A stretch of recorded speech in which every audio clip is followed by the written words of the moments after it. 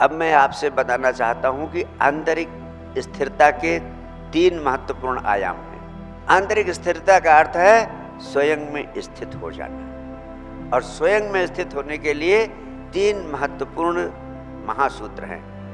पहला सूत्र है ध्वनि शून्यता, यानी मौन में होने का अभ्यास करना। यानी मौन का अर्थ है कुछ ना बोलना, और ऐसा ही नहीं कि मुंह से ही ना बोलना।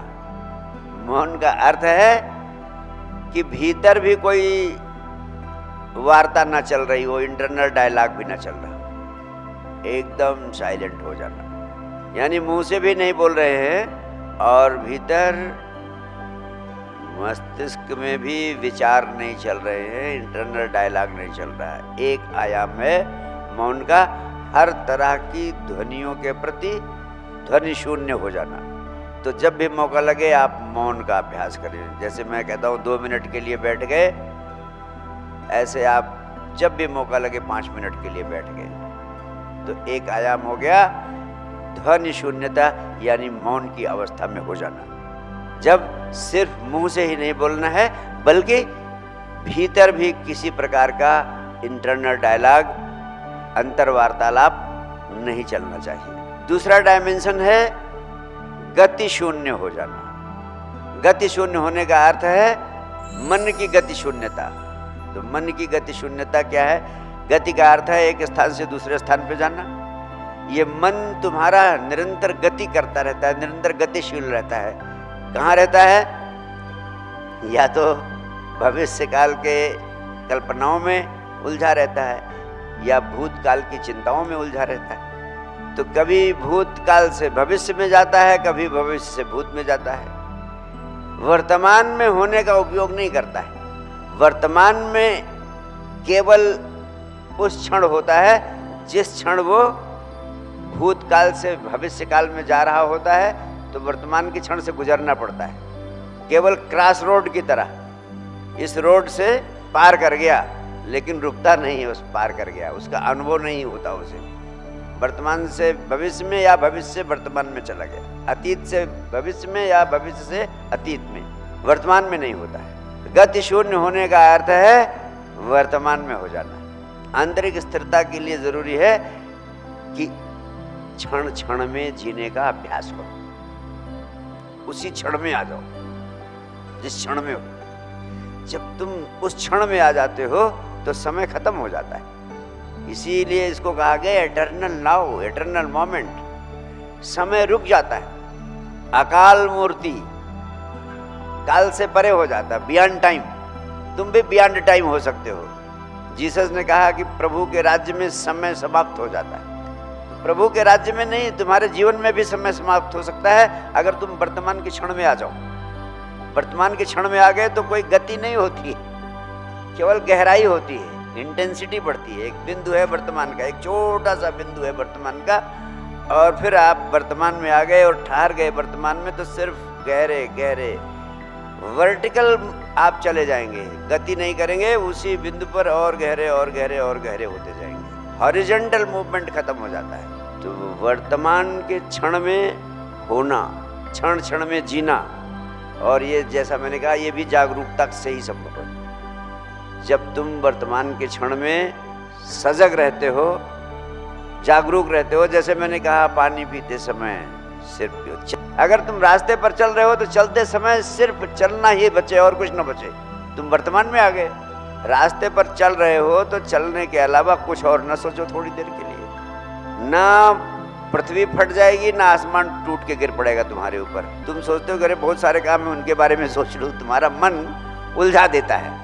मैं कहूँ यहाँ से वहाँ तक जाओ, वहाँ से यहाँ तक आओ, और बीच में सिर्फ चलने पर ध्यान रखना, बहुत मुश्किल होगा, नहीं कर पाएगा, कोई भी आदमी नहीं कर पाएगा। जरा एक बार करके छोटे छोटे प्रयोग करके देखो ना, तुम वर्तमान के क्षण में आ जाओगे। और जब तुम जागरूक होते हो तो बड़े चमत्कार तुम्हारे भीतर होते हैं जिनका कोई हिसाब लगाना ही, कोई हिसाब ही नहीं लगाया जा सकता।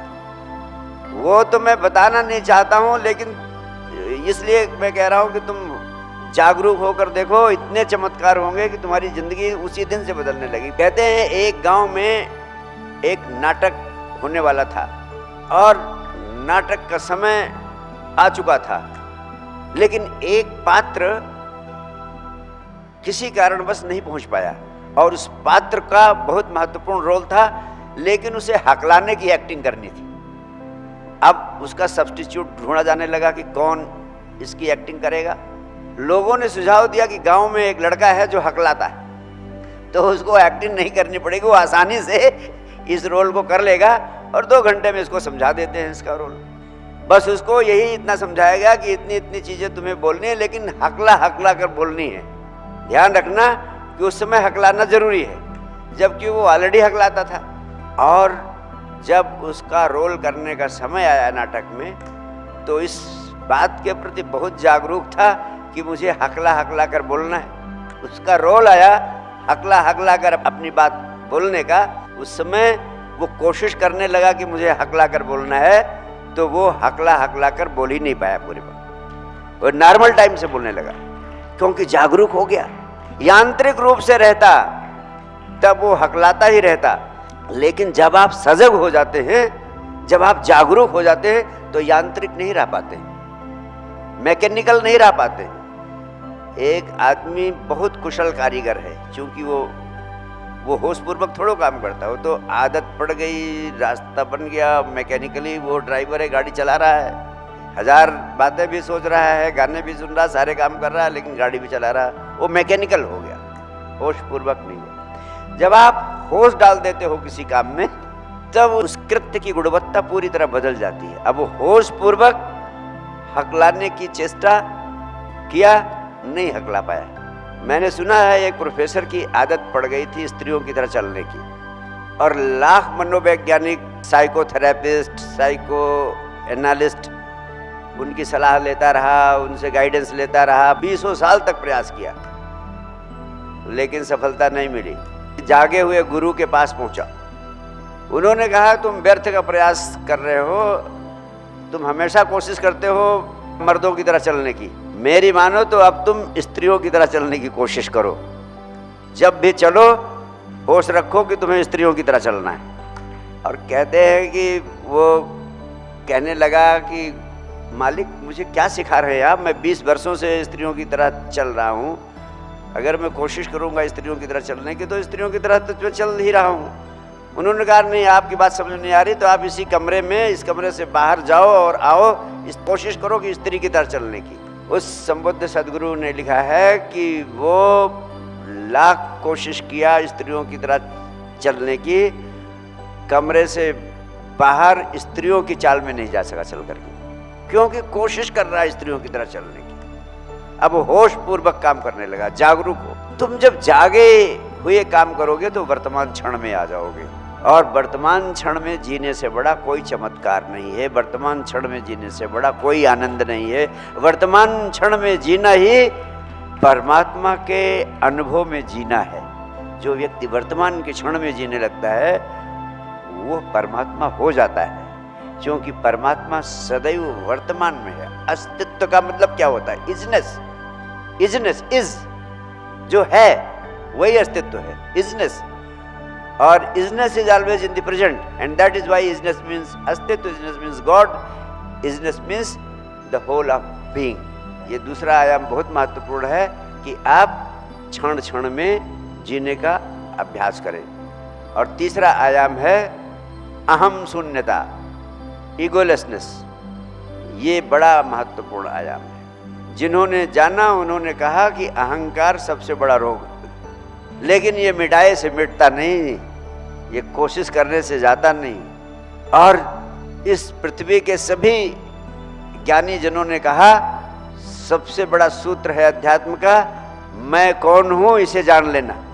इससे भी गहरा एक सूत्र है, उसे आपको बताना चाहता हूं। भगवान बुद्ध, रमन महर्षि की सारी साधना इस सूत्र पर केंद्रित थी कि अपने से पूछो मैं कौन हूं, मैं कौन हूं, मैं कौन हूं। उनका एक ही ध्यान है, एक ही ध्यान, एक ही सूत्र और एक ही अध्यात्म का विज्ञान उन्होंने दिया। मैं कौन हूं, मैं कौन हूं, मैं कौन हूं, मैं कौन हूं। इसको पूछो, 24 घंटे पूछते रहो अपने से, एक दिन तुम्हें तुम्हारे भीतर से उत्तर मिल जाएगा। लेकिन भगवान बुद्ध ने इससे भी गहरी एक बात कही।